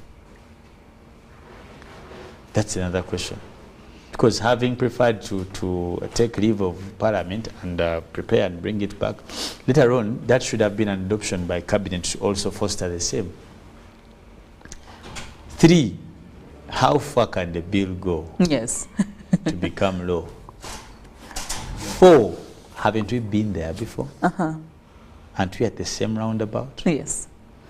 That's, though with all this that I've said, is what frames it to be an emotional and sentimentic bill, or good for the gallery. Yes. The question also should be, do the proposals cure the problem? You say you're going to find 100 million, what? Is that are we trying to find a cure for the problem? Because legislation must be able to answer these questions. Is that a cure, or it is medication? Is it immunization or medication? Like people used to go for COVID, the jabs. The vaccination to avoid and them get COVID. But those who are sick used to go to get medication. So is the bill a cure, or a vaccination, or immunization? Or both. That's what we are asking ourselves to answer the question of the timing, and also whether or not it's emotional based or not. Yes. Because you must be keen to appreciate those angles before we can excite ourselves. Are we curing or treating? You may try to use the bill to be a scarecrow, but does it scare, or will it bite? That's why the great discussion between the contestation between the penal code sections, the various ones of natural and unnatural offences and others, has been fronted. Before you know, there's going to be another frontier of what you call human. Right. And universal. I mean, it's actually already in the pipeline. It's already there, yes. Now, why is everyone trying to play safe? You should also ask yourselves that. And this is both government and other political players, what you call opposition. Why is everyone playing safe? The Ministry of Gender, Labour and Social Development, it's called? Yes. Where it is the great and cut-out custodian of issues to do with human behavior and what? Even ethics and integrity. In addition to that, Uganda uniquely has a ministry in charge of ethics and integrity. Uniquely. Yes. It may be the only one in Africa, I'm not sure, or East Africa. But the fact that it's in existence, there is something. Why doesn't this emanate from the Ministry of Ethics and Integrity? Doesn't it fall under that?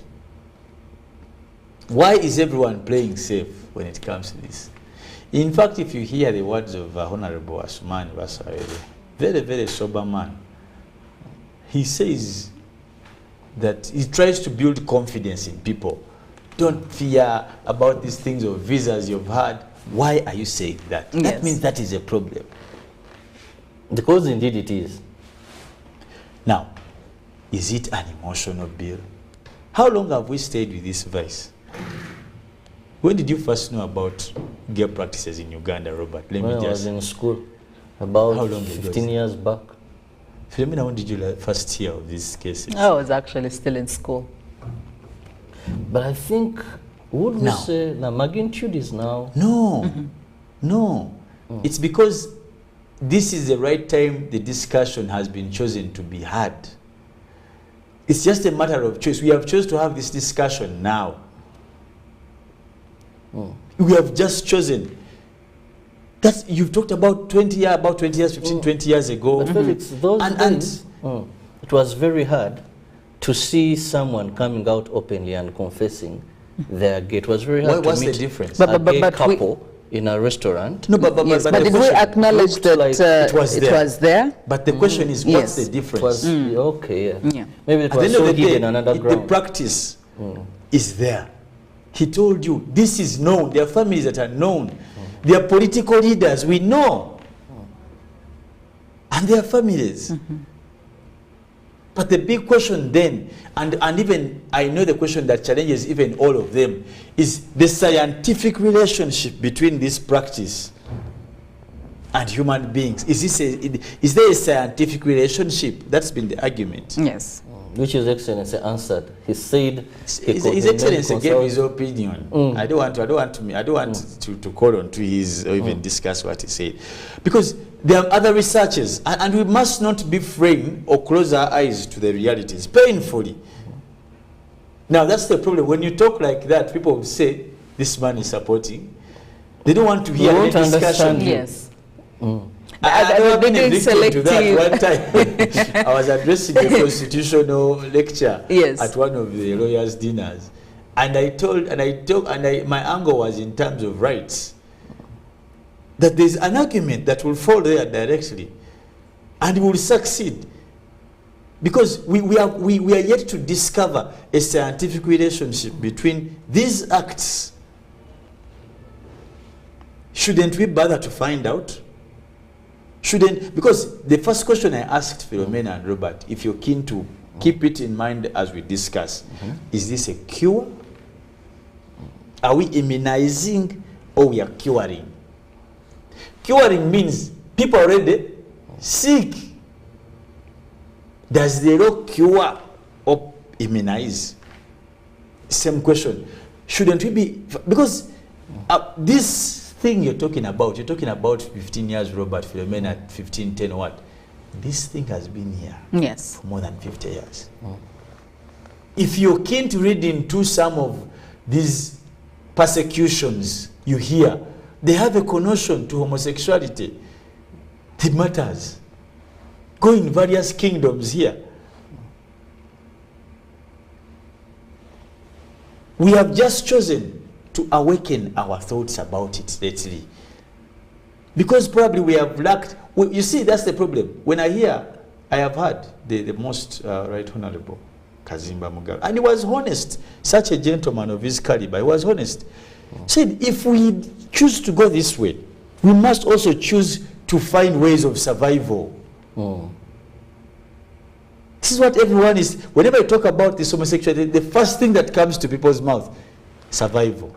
Oh, I saw one of the born-again pastors. Have you come across that? No, I saw the article. I think it's Uganda. Yes, who told people that if you talk about... You're giving little tithe and little if you're talking about fighting homosexuality and you're not giving the church money, then you're leaving us with alternative. Now, aren't we deflecting from where? Yes. Where do you want us to get money to do God's work? You're not giving us the money, and you don't want us to get the gay money. And that's the dilemma.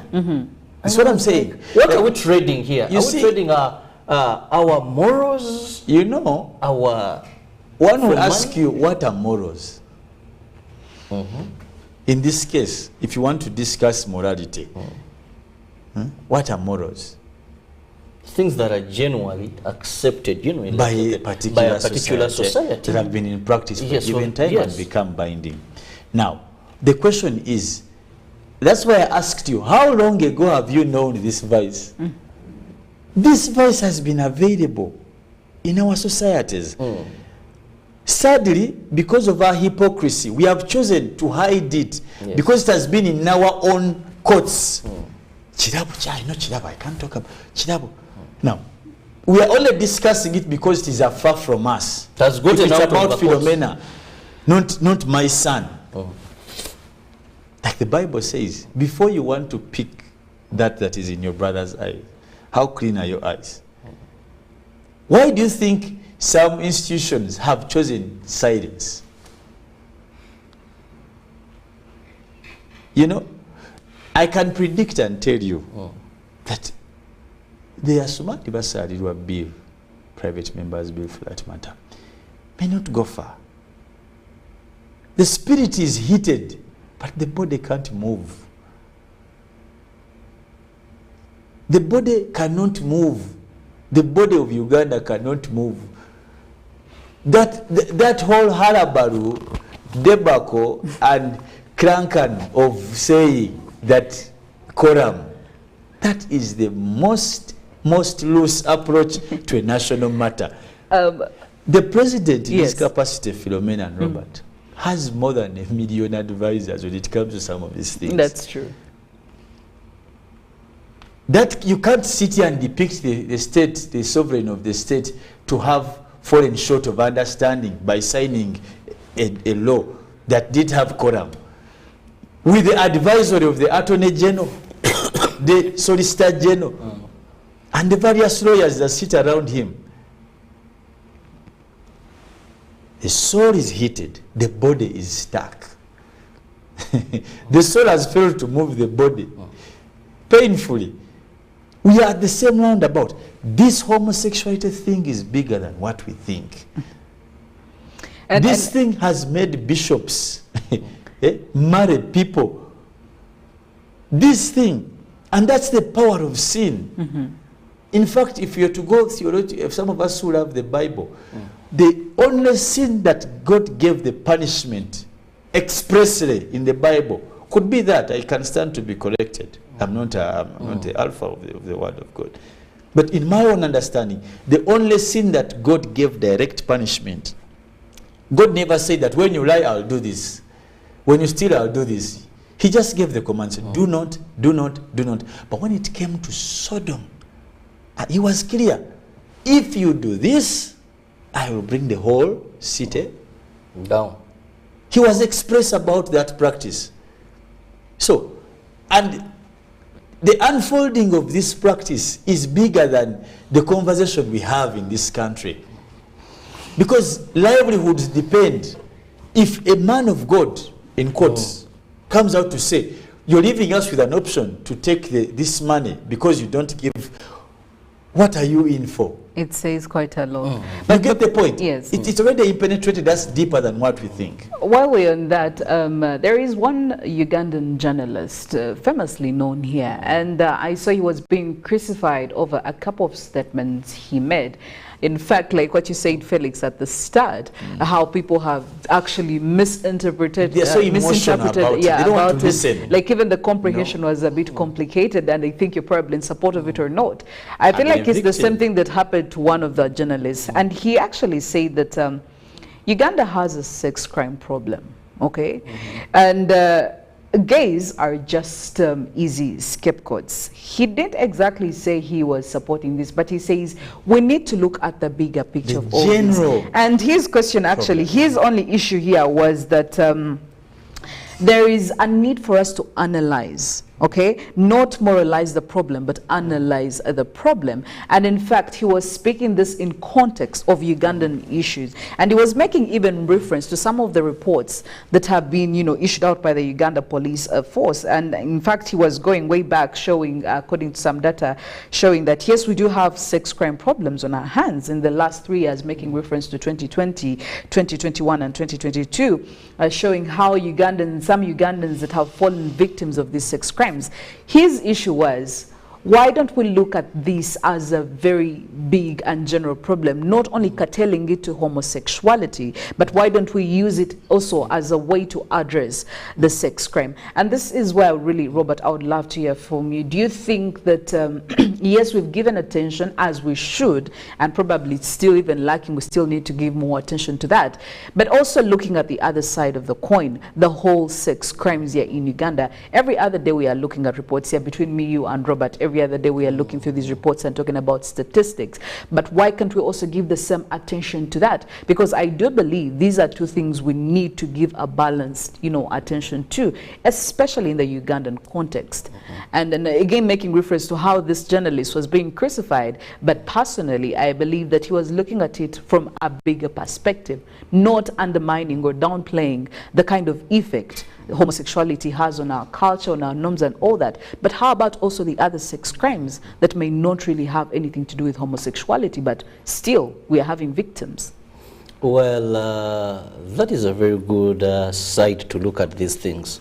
But I think one of the things we must be very clear to tell Ugandans, you see, we are talking about homosexuality, lesbianism, this transgender and all that. Yes. Like first on the front of money, that we are going to lose out on money, which is a reality. We are talking about it on the aspect of religion, that this is sin and it is sin. We are talking about it on the aspect of culture. Yes. This is against our norms. But no one has talked about this on the side of health. If we are to be honest and come out and speak the danger that this is bringing on the health bit of it, we agree, we have crimes, sexual crimes in Uganda, but these are not promoted. It's not a movement. When a man goes and rapes a woman, it is very evil, it is forbidden. But you see, that there is no one funding behind to push for that to happen. Yeah? When a young girl is defiled, oh God, that is very, very bad. But there is no direct promotion of that. And if community is willing, we can fight that. And we must say that much as when you look at the national picture, these cases may be many. But if you are to look at the ratio at which it's happening, in our schools, how many rape cases are we getting that a teacher has raped or defiled? We are talking about something. When you go to Mulago Hospital, there's what we call the MAPE clinic. These are, I think, most at risk or vulnerable people. When you go to these doctors in these hospitals, they'll tell you, when you go to parents, you see, we must accept homosexuality has been here since the days of King, whatever. Yes. But by then, I think it was just a habit or something. Today, we are talking of a deliberate campaign to have Africa dominated, to run it, because what is holding Africa, that our colonial masters are finding hard, is we are still deeply rooted in certain things. So when we totally erode them, we are dipped in our culture, we are dipped in our religion, we are dipped in our norms. So when you steal that away from Africa, you can take Africa for anything and win anything from Africa. Like money is doing us a disservice. So this is something that is direct. The Western world, why some of us are standing in, Philo, these may have what it takes to do these things safely. You get it? Yes. Personally, in my life of journalism, I've ever been able to attend a conference and a workshop 1 week for these people. I later gotten to know when you were there, the Rainbow Movement, you were at a certain hotel and all that. But I want to tell you, I saw, you call them lubricants? I saw condoms I've never seen. I saw, there's so much that it takes for these people to perform their acts. We are talking about poor people that are recruited. It is very, and I want Ugandans to interest themselves. Felix talked about research to be done. And you see, the problem is these are things that families are hiding. That if families were able to come out and say, we are suffering with this boy, he can no longer hold this. We are suffering with this. We are suffering with this. then people would wake up and say, we are not going to trade our soul for money. Because the dangers of what we are discussing are very far. They may not have gotten to you yet. But once they knock at your door, I've heard of people who have lost their lives, families who have lost parents, because the father is waiting for someone to come back with a girlfriend, then at appearance, something, Chirabo comes with the Felix. So, as long as we leave the health bit of it, and we remove research and witnesses and people to testify, then we may think that we should not deal with this monster. But if we are well focused, we must understand other sexual crimes are there, fine, but these are not funded. Second, the ratio at which they are happening.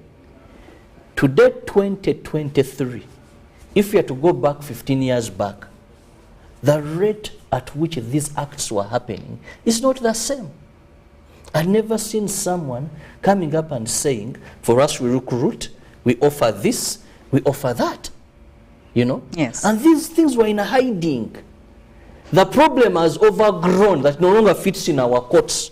And this is the time to address it. We may not have a cure, I must say, like my brother said, because I don't know any law that we have in this country that has cured the crime it is fighting.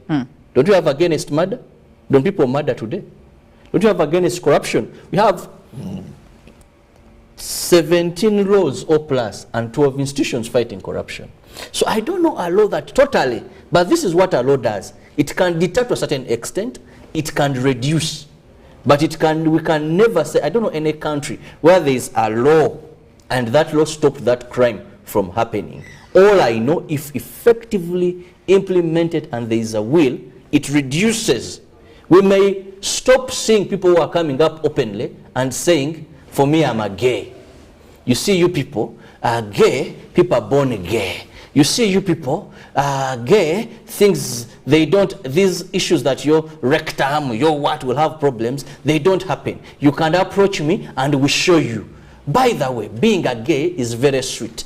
Being a gay, you understand your sex. We may fight those people that entice others to join.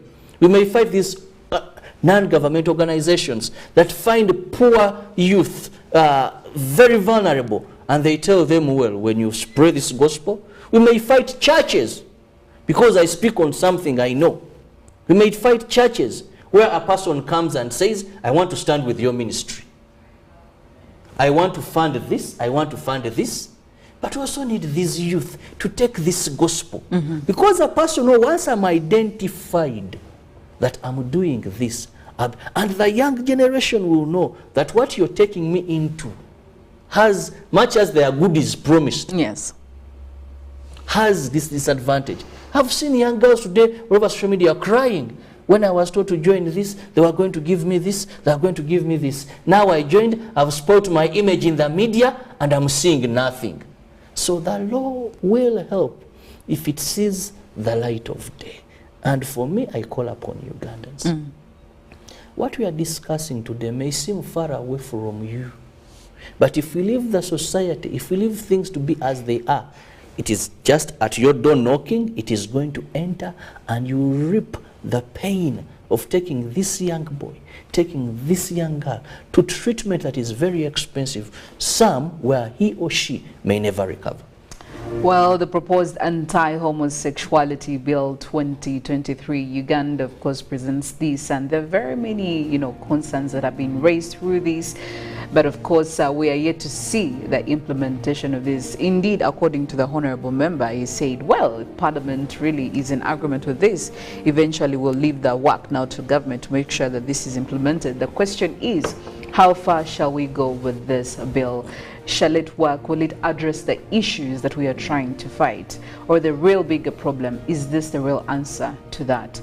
Well, we are yet to see how this unfolds, but I can guarantee you we're still having more conversations about this and looking at the longevity of this bill as well. Of course, we say this in relation to what did happen to the one we had back in 2013, 2014. So the prayer here is that this actually drives the point home. We'll leave it at that. Ruben Mpima Chividango should be coming in with the sports updates just a couple of minutes from now. We do have Good Morning Uganda Extra as well. queued up. My name is Philomena Masko. Have a wonderful morning and a very productive week ahead.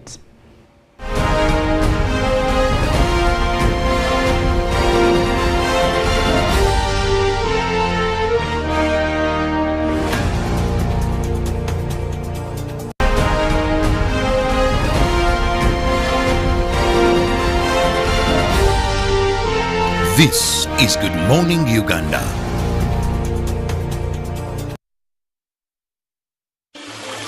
The Uganda Water and Environment Week